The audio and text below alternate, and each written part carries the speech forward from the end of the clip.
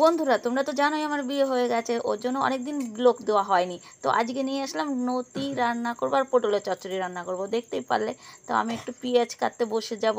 পেঁয়াজ আর রসুন দিয়ে একটু নতি করব। আর সেগুলো কেটে নিচ্ছি। লতি আর পটলগুলো মা কেটে দিয়ে গেছে। তো বিয়ে হওয়ার পরে বিয়ের ব্লগ তোমাদের সেরকম কিছু দেওয়া হয়নি, রিলসের মতো একটুখানি দেওয়া হয়েছে, তা কিছু মনে করো না। আমি এখন ঘরে যাচ্ছি চাল নিতে। তো রান্না করব। আগে আমাদের তো মায় মেয়ের সংসার ছিল, এখন তোমরা তো জানোই, এখন আমার বর এসে গেছে, এখন তিনজনের সংসার। তো তিনজনের সংসার হলে কি হবে, কিন্তু কথা হচ্ছে মা তো মানে দুপুরে বাড়িতেই থাকে না, সকালেও থাকে না, মা যেখানে কাজ পায় চলে যায়। মানে কিছুদিন মা পা ভেঙে গেছিলো, সেই জন্য আরও মানে ধ্যান দিতে পারিনি। তো তোমাদের মানে কি বলবো। তো এখন দেখো, ডাল আর ভাত বসিয়ে দিয়েছি দুটোর মধ্যে। তো এখন কিছু মশলা বেটে নেব, মানে পটল চচ্চড়ি করতে সর্ষে লাগবে, সেই সর্ষেগুলো বেটে নেব।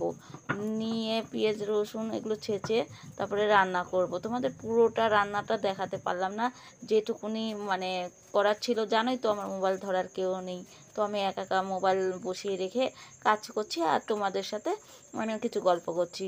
তো ভিডিও যদি ভালো লাগে শেয়ার করে দিও, আর সবার মধ্যে জানিয়ে দিও। আর সবাইকে বলছি আমাকে একটু সাবস্ক্রাইব করে দিও, বেল আইকনটি বাজিয়ে দিও।